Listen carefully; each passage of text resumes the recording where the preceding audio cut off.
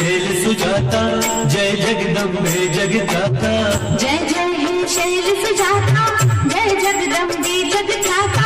जयवंती जय दायिनी, जय देवी नमः नमः नारायणी। ब्रह्मा हर शिव जी ध्यावे, सुर नर मुनि जन। ब्रह्मा मुरारी स्थिपुरान्धकारी, बाणो शशि भूमि सुतो बुधश्च। गुरुर्स शुक्रा शनि राहु केतुः, सर्वे गिरः शान्तिकरा भवन्तु। सज्जनों, आज पंचांग इस प्रकार है। संवत 2080, शाका 1945, सन 2023, तृतीया तिथि 44 घड़ी 30 पल, सोमवार। मृगशिरा नक्षत्र 12 घड़ी 43 पल, धिति योग 27 घड़ी 33 पल, तैतिल कर्ण 13 घड़ी 2 पल, ज्येष्ठ की 8 प्रविष्टे, मई की 22 तारीख। आज रंभा तृतीय व्रत है और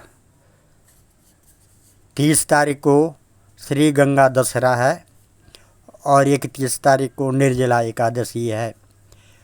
आज मिथुन का चंद्रमा है और वृक्ष राशि का सूर्य, मिथुन राशि का शुक्र, कर्क राशि का मंगल, तुला राशि का केतु, कुंभ राशि का शनि, मेष राशि का राहु, मेष राशि का गुरु, मेष राशि का बुध। ये दिन आपको शुभ कल्याणकारी रहे। रंभा तृतीय व्रत भी है आज ये, और तृतीय कुष्मांडा माता आपको शुभ कल्याणकारी रखे। मंगलम भगवान विष्णु, मंगलम गरुड़ध्वजा, मंगलम पुंडरीकाक्ष, मंगलाय तनो हरि। ओम सर्वमंगल मांगल्ये शिवे सर्वार्थ साधिके, शरणे त्र्यंबके गौरी नारायणी। ओम गंगाष्टकम न शक्तस्त्वं स्तोतुं विधि हरिहराजन्नोतनये। गुणोत्कर्षाख्यानं त्वयि न घटते निर्गुणपदे। अतस्ते संस्तुते कृतमतिरहं देवि सुविधियां। विनन्द्यो यद्वास्तं चकितमभिगायन्ति भवतीं। तथापि त्वं पापा पतितजनतो द्वारनिपुणे। प्रवृत्तोऽहं स्तोतुं प्रकृतिचलया बालकधिया। अतो दृष्टोत्साहे भवति भवभारेकदहने। मयि स्तुते गंगे कुरु परिकृपं पार्वतसुते। न संसारे तावत् कलुषमिह यावत् तव पयो। दैत्यार्ये सद्यो दहन इव शुष्कं तृणचयम्। पलायन्त्रे दृष्ट्वा तव परिचरानन्तकजना। तथा वन्यावान्ये वनपतिभयाद्वामनमृगा। जनायेते मातर्निधनसमये तोयकणिकां। मुखे कृत्वा प्राणान् जहति सुरसङ्गेरनुवृता। विमाने क्रीडन्तो अमरपतिपदं यान्ति नियतं। कथा तेषां का वा जननि तव तीरे निवसताम्। शिवा सर्वाराध्यो जननि विषतापोपशमनं। चरीकर्तुं गंगे कलिकलुषभङ्गे पशुपति। जटायां सन्दत्ते ललितलहरी त्वां सुरनदीं। त्वदन्या का वन्द्या परममहिता वा त्रिभुवने। जनस्तावन्मातुर्दुरितभयतो बिभ्यति सुतो। न यावत्तीरं नयनपथमायाति विमलम् यदा तं त्वतीरं तदनुसुरितां दुरितानां न गणना ततो गङ्गे वन्द्या मुनिसमुदयास्त्वां न जयति नमामि त्वां गङ्गे श्रुतिवनविहारेकनिपुणे जगन्मातर्माता त्रिपुरहरसेव्ये विधिनुते त्वमेवाद्या दुर्गा जनहितकृते त्वां द्रवमयी स्वयं जाता देवी त्वमसि परमं ब्रह्म विदितं कदा गङ्गे रम्ये तटमधिवसन्ते शिवनुते शिवे दुर्गे माता सकलफलदे देवदयिते परैषि सर्वेशे श्रुतिसतनुते दक्षतनये सदाहं सञ्जल्पं निमिषमिव नेष्यामदिवसं गङ्गाष्टकम् इदं पुण्यं प्रभाते य पठेत् सुधी सर्वाभीष्टं ततस्तस्मै ददाति सुरनिग्मगा भगवती भवलीला मौली माले तवाम्बुआ कणमणु परिमाणं प्राणिनो ये स्फुरन्ति अमरनगर नारी चमरग्राहिणीनां विगतकलिकलङ्कालङ्कमङ्के लुठन्ति आं सृष्टो या सर्गरूपा जगद्वनविदो पालनीया च रौद्री संगारे चापि यस्या जगदिदमखिलं क्रीडनं या पराख्या पश्यन्ति मध्यमाथो तदनु भगवती बैखरी वर्णरूपा शास्मद्वाचं प्रसन्ना विधिहरिगिरीशाराधिता अलङ्करोतु। सज्जनों, कल आपने यज्ञ वलक के द्वारा सरस्वती की स्तुति सुनी। आज गंगा की उत्पत्ति का विस्तार में प्रसंग आएगा। आप इसको सुनने के लिए सर्वप्रथम मेरे इस चैनल को सब्सक्राइब करें, लाइक करें। आगे चलते हैं। मैं माता गंगा के चरण कमलों में नतमस्तक होकर के ठीक है गंगा की उत्पत्ति का विस्तार से वर्णन करता हूँ। नारद जी कहते हैं, भगवान सुरेश्वरी विष्णु स्वरूपा एवं स्वयं विष्णुपदी नाम से विख्यात गंगा सरस्वती के शाप से भारतवर्ष में किस प्रकार और किस युग में पधारी, पाप का उच्छेद करने वाला यह पवित्र एवं पुण्यप्रद प्रसंग मैं सुनना चाहता हूँ।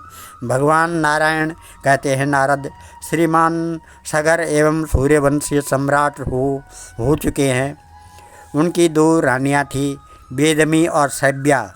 उनकी पत्नी सभ्या से एक पुत्र उत्पन्न हुआ। कुल को बढ़ाने वाले उस सुंदर पुत्र का नाम असमंजस पड़ा।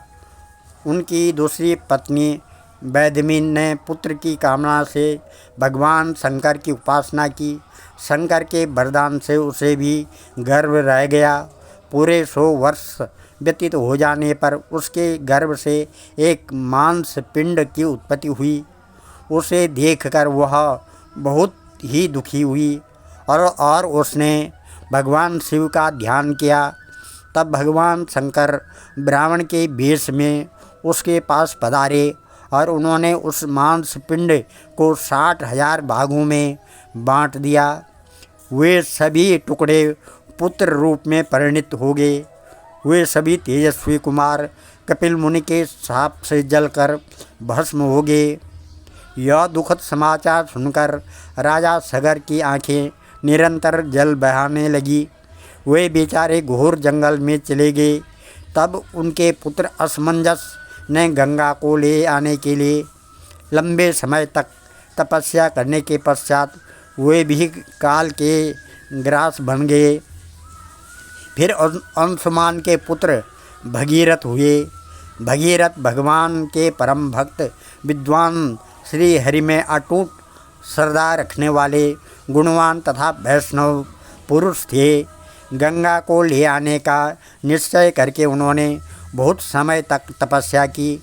अंत में भगवान श्री कृष्ण के उन्हें साक्षात दर्शन हुए। उनकी दिव्य झांकी पाकर भगीरथ ने बार बार उन्हें प्रणाम किया और स्तुति भी की। लीला पूर्वक उन्हें भगवान से अभिष्ट वर भी मिल गया।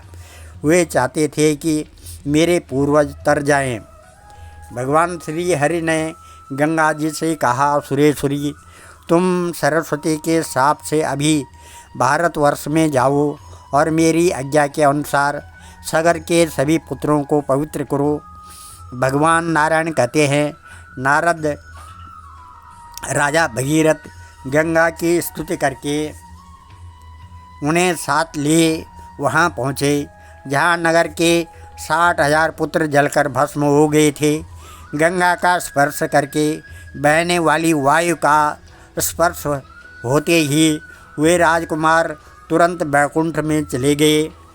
नारद जी ने पूछा, भगवान भूमंडल को पवित्र करने वाली त्रिपथ गामिनी गंगा कैसे प्रकट हुई प्रभु? उनका कहाँ और किस प्रकार से आविर्भाव हुआ? यह सब प्रसंग बताने की कृपा कीजिए। भगवान नारायण बोले, नारद, एक समय की बात है। कार्तिक की पूर्णिमा थी। राधा महोत्सव बड़े धूमधाम से मनाया जा रहा था। भगवान श्री कृष्ण सम्यक प्रकार से राधा की पूजा न करके रास मंडल में विराजमान थे। इतने में ब्रह्मा से प्रेरित होकर भगवान शंकर श्री कृष्ण संबंधी पद्म, जिसके प्रत्येक शब्द में रस के उल्लास को बढ़ाने की शक्ति भरी थी, बारंबार गाने लगे। उसे सुनकर संपूर्ण देवता मूर्छित से हो गए। बड़ी कठिनता से किसी प्रकार उन्हें चेतना आई। उस समय देखा गया कि समस्त रास मंडल में संपूर्ण स्थल जल से आप्लावित है। श्री राधा और श्री कृष्ण का कहीं पता नहीं है। फिर तो गोप गोपी देवता और ब्राह्मण सभी अत्यंत उच्च स्वर से विलाप करने लगे। ठीक उसी समय अति मधुर तथा स्पष्ट शब्दों में आकाशवाणी हुई। सब लोगों ने उसे भली भांति सुना। आकाशवाणी में कहा गया, मैं सर्वात्मा श्री कृष्ण और मेरी स्वरूपा शक्ति राधा, हम दोनों ने ही भक्तों पर अनुग्रह करने के लिए यह जलमय विग्रह धारण कर लिया है। सुरेश्वरो, तुम्हें मेरे तथा इन राधा के शरीर से क्या प्रयोजन है? शंभु वहीं रहकर मेरी आज्ञा का पालन करें। विधाता ब्रह्मन, तुम स्वयं जगत गुरु शंकर से कह दो कि वे वेदों के अंगभूत परम मनोहर विशिष्ट शास्त्र का निर्माण करें और उसमें संपूर्ण अभिष्ट फल देने वाले बहुत से अपूर्व मंत्र उद्धृत हों। नारद, इस प्रकार संपूर्ण परम गोपनीय प्रसंग मैं तुम्हें सुना चुका हूँ। यह सबके लिए अत्यंत दुर्लभ है। वे ही पूर्ण ब्रह्म भगवान नारायण श्री कृष्ण जल रूप होकर गंगा बन गए थे। गोलोक से प्रकट होने वाली गंगा का यही रहस्य है। यूँ भगवान श्री राधा कृष्ण ही गंगा के रूप से प्रकट हुए हैं। श्री राधा और श्री कृष्ण के अंग से प्रकट हुई यह गंगा भुक्ति और मुक्ति दोनों को देने वाली है। परमात्मा श्री कृष्ण की व्यवस्था के अनुसार जगह जगह रहने का स्व अवसर इसे प्राप्त हो गया। श्री कृष्ण स्वरूपा इन आदरणीय गंगा देवी को संपूर्ण ब्रह्मांड के लोग पूजन करते हैं। नारद जी ने पूछा, सुरेश्वर, कलि के 5000 वर्ष बीत जाने पर गंगा का कहाँ जाना होगा? माँ भाग वह प्रसंग मुझे बताने की कृपा कीजिए। भगवान नारायण ने कहा, नारद, सरस्वती के शाप से गंगा भारतवर्ष में आई। शाप की अवधि पूरी हो जाने पर वह पुनः भगवान श्री हरि की आज्ञा से वैकुंठ में चली जाएगी। ऐसे ही सरस्वती भारतवर्ष को छोड़कर श्री हरि के धाम में पधारेंगी। श्राप समाप्त हो जाने पर लक्ष्मी को भी भगवान के पास पधारना होगा। नारद, ये ही गंगा, सरस्वती और लक्ष्मी भगवान श्री हरि की प्रेयसी पत्नियां हैं। ब्रह्मन तुलसी सहित 4 पत्नियां वेदों में प्रसिद्ध हैं। नारद ने पूछा, भगवान श्री हरि के चरण कमलों में प्रकट हुई गंगा देवी किस प्रकार पर ब्रह्म के कमंडल में रही तथा शंकर की प्रिया होने का सुअवसर कैसे उन्हें मिला। मुनिवर, गंगा भगवान नारायण की भी प्रेयसी हो चुकी है। ओहो, किस प्रकार ये सभी बातें संगठित हुई, आप यह रहस्य मुझे बताने की कृपा कीजिए। भगवान नारायण कहते हैं, नारद, प्राचीन समय की बात है। जलमयी गंगा गोलोक में विराजमान थी। राधा और श्री कृष्ण के अंग से प्रकट हुई यह गंगा उनका अंश तथा साक्षात उनका स्वरूप ही है। जलमयी गंगा की अधिष्ठात्री देवी अत्यंत सुंदर रूप धारण करके भूमंडल पर पधारी। तेज में वह शरत काल के चंद्रमा के को भी परास्त कर रही थी। ऐसी वह गंगा लज्जा का भाव प्रदर्शित करती हुई भगवान श्री कृष्ण के पास विराजमान हो गई। उस समय राधा के साथ असंख्य गोपियाँ थीं। उनको पधारे देखकर भगवान श्री कृष्ण उठ गए और कुछ हंसकर आश्चर्य प्रकट करते हुए मधुर वचनों में उनसे बातचीत करने लगे। गंगा भी तुरंत उठ गई और राधा का स्तवन किया। उनके हृदय में भय छा गया था। श्री राधा ने कहा, प्राणेश, आपके प्रसन्न मुख कमल को मुस्कुराकर निहारने वाली यह कल्याणी कौन है? इसके भीतर मिलनेच्छा का भाव जागृत है। आपके मनोहर रूप से इस अचेत का कर दिया है। इसके सर्वांग पुलकित हो रहे हैं। इस प्रकार रक्त कमल के समान नेत्रों वाली राधा ने भगवान श्री कृष्ण से कहकर साध्वी गंगा से कुछ कहना चाहा। गंगा योग में परम प्रवीण थी। योग के प्रभाव से राधा का मनोभाव उन्हें ज्ञात हो गया। अतः बीच सभा में ही अंतर्ध्यान होकर वे अपने जल में प्रविष्ट हो गई। तब सिद्ध योगिनी राधा ने योग द्वारा इस रहस्य को जानकर सर्वत्र विद्यमान उन जल स्वरूपिणी गंगा को अंजलि से उठाकर पीना आरंभ कर दिया। ऐसी स्थिति में राधा का अभिप्राय पूर्ण योग सिद्धा गंगा से छिपा नहीं रह सका। अतः वे भगवान श्री कृष्ण के शरण में जाकर उनके चरण कमलों में लीन हो गई। तब राधा ने गोलोक, वैकुंठ लोक तथा ब्रह्मलोक आदि संपूर्ण स्थानों में गंगा को खोजा, परंतु कहीं भी वह दिखाई नहीं पड़ी। उस समय सर्वत्र जल का नितांत अभाव हो गया था। फिर तो ब्रह्मा, विष्णु, शंकर, अनंत धर्म, इंद्र, चंद्रमा, सूर्य, मनुगण, मुनि समाज, देवता, सिद्ध और तपस्वी सभी गोलोक में आए। भगवान श्री कृष्ण को उन ब्रह्मादि समस्त उपस्थिति देवताओं ने प्रणाम करके उनका स्तवन आरंभ कर दिया। उन लक्ष्मीपति परब्रह्म भगवान श्री कृष्ण ने उपस्थित देवताओं का अभिप्राय समझकर उनसे कहा। भगवान श्री कृष्ण बोले, आप सभी महानुभाव गंगा को ले जाने के लिए यहाँ पधारे हैं, परंतु इस समय यह गंगा शरणार्थी बनकर मेरे चरण कमलों में छिपी है। कारण वह मेरे पास बैठी थी। राधा जी उन्हें देखकर भी पी जाने के लिए उद्यत हो गई। तब वह चरणों में आकर ठहर गई। मैं आप लोगों को उसे सहर्ष दे दूंगा, परंतु आप पहले इसको निर्भय बनाने का पूर्ण प्रयत्न करें। फिर तो वे संपूर्ण देवता भगवती राधा की स्तुति करने में संलग्न हो गए। भक्ति के कारण अत्यंत विनीत होकर ब्रह्मा जी ने अपने चारों मुखों से राधा जी की स्तुति की।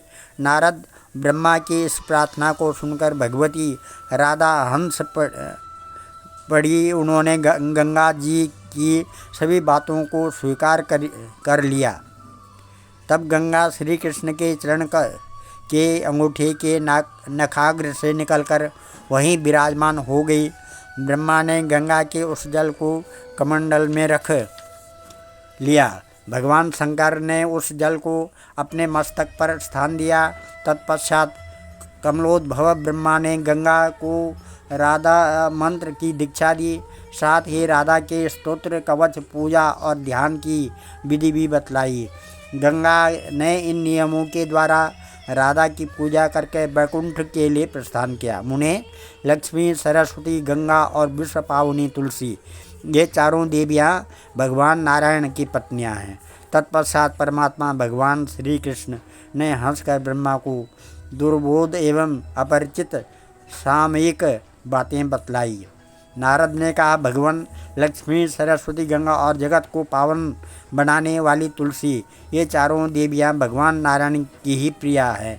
यह प्रसंग तथा गंगा के वैकुंठ को जाने की बात मैं आपसे सुन चुका हूँ, परंतु गंगा विष्णु की पत्नी कैसे हुई, यह वृत्तांत सुनने का सो अवसर मुझे नहीं मिला, उसे कृपया सुनाइए। भगवान नारायण बोले, नारद, जब गंगा वैकुंठ में चली गई तब थोड़ी देर के बाद जगत की व्यवस्था करने वाले ब्रह्मा भी उसके साथ ही वैकुंठ पहुँचे और जगत प्रभु भगवान श्री हरि को प्रणाम करके कहने लगे। ब्रह्मा जी ने कहा, भगवान श्री राधा और श्री कृष्ण के अंग से प्रकट हुई ब्रह्मद्रव रूपिणी गंगा इस समय एक सुशीला देवी के रूप में विराजमान है। प्रभु, आपसे मेरी प्रार्थना है कि इस सुरेश्वरी गंगा को आप अपनी पत्नी बना लीजिए। सभी पुरुष प्रकृति से उत्पन्न हुए हैं और स्त्रियां भी उसी की कलाएं हैं। केवल आप भगवान श्री हरि ही उस प्रकृति से परे निर्गुण प्रभु हैं। परिपूर्णतम श्री कृष्ण स्वयं दो भागों में विभक्त हुए। आधे से तो दो भुजाधारी श्री कृष्ण बने रहे और उनका आधा अंग आप चतुर्भुज श्री हरि के रूप में प्रकट हो गया। इसी प्रकार भगवान श्री कृष्ण के वामांग से आविर्भूत श्री राधा भी दो रूप में परिणित हुई। दाहिने अंग से तो वे स्वयं रही और उनके बाएं अंग से लक्ष्मी का रूप प्रकट हुआ। अतएव यह गंगा आपको ही वरण करना चाहती है, क्योंकि आपके श्री विग्रह से ही यह प्रकट है। मुने, इस प्रकार कहकर महाभाग ब्रह्मा ने भगवान श्री हरि के पास गंगा को बैठा दिया और वे वहाँ से चल पड़े। फिर तो स्वयं श्री हरि ने विवाह के नियमानुसार गंगा के पुष्प एवं चंदन से चर्चित कर कमलों को ग्रहण कर लिया और वे उसके प्रियतम पति बन गए। जो गंगा पृथ्वी पर पधार चुकी थी वह भी समयानुसार अपने उस स्थान पर पुनः आ गई। यूँ भगवान के चरण कमल से प्रकट होने के कारण इस गंगा की विष्णुपदी नाम से प्रसिद्धि हुई। गंगा के प्रति सरस्वती के मन में जो डाह था वह निरंतर बना रहा। गंगा ने सरस्वती को भारतवर्ष में जाने का शाप दे दिया था। मुने, इस प्रकार लक्ष्मीपति भगवान श्री हरि की गंगा सहित 3 पत्नियां हैं। बाद में तुलसी को भी प्रिय पत्नी बनने का सौभाग्य प्राप्त हो गया। अतएव तुलसी सहित ये 4 प्रेयसी पत्नियां कही गई हैं। यहीं पर हम कथा को विराम देते हैं। ये 6ठे दिन के पाठ का 6ठा विश्राम है। है माता, अब देवी की प्रार्थना है माता, विश्व के समस्त पदार्थों में उनके तेज के रूप में आप ही अवस्थित हैं। आपका स्वरूप सूक्ष्म अति सूक्ष्म है, परंतु आपके उस सूक्ष्म शरीर में ही विश्व के सभी लिंग शरीर ओतप्रोत हैं। आपको मेरा कोटि कोटि प्रणाम। है जननी, आप ही महादेवी शिवा भगवती दुर्गा हैं। आपको बारंबार प्रणाम। आप ही प्रकृति और कल्याण करने वाली माता हो। आपको मेरा कोटि कोटि प्रणाम। है अम्बे, आप अग्नि के समान तेजस्विनी, तप से देदीप्यमान सभी लोगों को कर्म फल प्रदान करने वाली हो। मैं आपकी शरण में आया हूँ, आप मेरी रक्षा करें। आपको मेरा कोटि कोटि प्रणाम है देवी। सभी देवों के तेज के समुच्चय के रूप में आपका आविर्भाव हुआ है। आप भी दुर्गा, लक्ष्मी तथा सरस्वती हो। जिस प्रकार सेवक गोपाल को गाय अपने दुग्ध से तृप्त करती है, उसी प्रकार आप भी मुझे विद्या प्रदान कर तत्व निर्णय में समर्थ बनाने की कृपा करें। आपको मेरा कोटि कोटि प्रणाम। है भगवती, आप ही कालरात्रि अर्थात प्रलय करने वाली हैं। ब्रह्मा जी आपकी स्तुति करते हैं। आप ही वैष्णो देवी हो, आप ही स्कंद को जन्म देने वाली शिवानी हो, आप ही सरस्वती, अदिति, दक्ष पुत्री आदि हो। वस्तुतः सभी देवियाँ आपका ही स्वरूप हैं। आपको मेरा कोटि कोटि प्रणाम। है जननी, आप ही महालक्ष्मी सर्वशक्ति स्वरूपा देवी हैं। मैं आपका ध्यान धारण करता हूँ और आपसे प्रार्थना करता हूँ कि आप मेरी बुद्धि को प्रेरित करें। जिस अज्ञान के कारण सर्प को पुष्पमाला समझने के समान मेरी संसार में सत्य बुद्धि है, आपकी कृपा से उस अज्ञान का नाश हो जाए और सत्य ज्ञान की प्राप्ति हो जाए। आपको मेरा कोटि कोटि प्रणाम। है माँ, आप ही वेद वेदांत ज्ञेय प्रणव ओंकार स्वरूपा तथा ह्रीं मूर्तिमती हो। रिद्धि सिद्धि तथा भुक्ति मुक्ति के अभिलाषी आपके ही शरणागत होते हैं। आप यह कूटस्थ साथी रूपा है। आपको मेरा कोटि कोटि प्रणाम। है भगवती, आप देवादिदेव जगत के कारण ब्रह्म विष्णु आदि की भी कारण अर्थात उत्पादिका हैं। आप शंख चक्र गदा पद्मधारी विष्णु जी के हृदय सरोवर में निवास करती हो। आपको मेरा कोटि कोटि प्रणाम। ओम तब चका किलना स्तुति अंबिके सकल शब्दमयी किलती तनु निखिल मूर्ति सुमे भवद अन्वयो मनसि जासु बहि प्रसरासु च इति विचिन्त्य शिवे समिता शिवे जगत जात मयत्न वसादिदम् स्तुति जपार्चन चिंतन वर्जिता न खलु कांचन काले कलास्ति में देवी सुरेश्वरी भगवती गंगे त्रिभुवन तारिणी तरल तरंगे शंकर मौल बिहारिणी विमले मम मतिरास्तं तव पद कमले भागीरथी सुखदायिनी माता तब जल महिमा निगमे ख्याता नाहं जाने तव महिमानं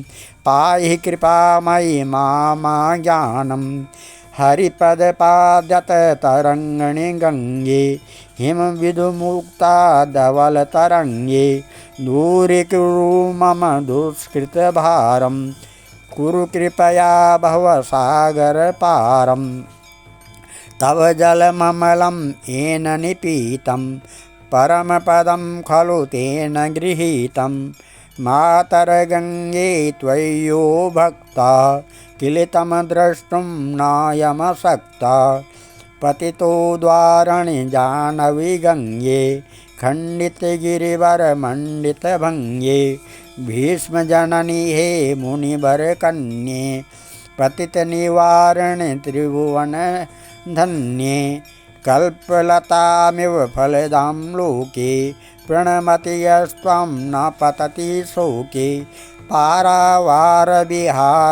गङ्गे विमुखयुवती कृततरलापङ्गे तव चेन्माता स्तोतं स्नाता पुनरपि जठरे सोऽपि न जाता नरकनिवारिणि जाह्नवी गङ्गे कलुष विनाशने मयमो तुंगे पुनर्सदंगे पुण्यतरंगे जय जय जाह्नवी करुणापांगे इंद्रमुकुटमणिराजित चरणे सुखदे शुभदे भृत्यशरण्ये रोगं शोकं तापं पापं हर मे भगवति कुमतिकलापं त्रिभुवनसारे वसुधाहारे त्वमसि गतिर्मम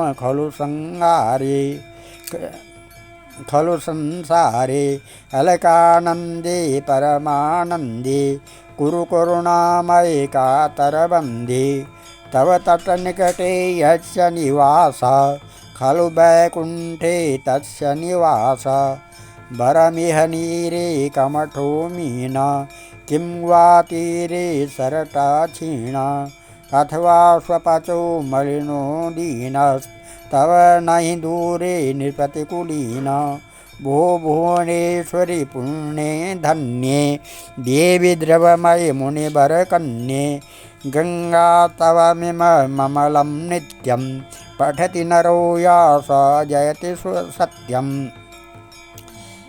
येषां हृदये गंगा भक्ति तेषां भवति सदा सुखमुक्ति मधुराकान्ता पञ्जाटिकाभिः परमानन्दा कलितललिताभिः गंगास्तोत्रम् इदं भवसारं वाञ्छितफलदं विमलसारं शङ्करसेवक शङ्कररचितं पठति सुखीस्तव इति च समासः। श्रीमद् शंकराचार्य विरचितं गंगास्तोत्रम्। ओम सर्वमंगलमांगल्ये शिवे सर्वार्थसाधिके शरणे त्र्यंबके गौरी नारायणी नमस्तुते। सर्वे भवन्तु सुखिनः, सर्वे सन्तु निरामया, सर्वे भद्राणि पश्यन्तु, मा कश्चित् दुःखभाग् भवेत्। सज्जनों, मैं इस कथा को यहाँ पर विराम दे रहा हूँ।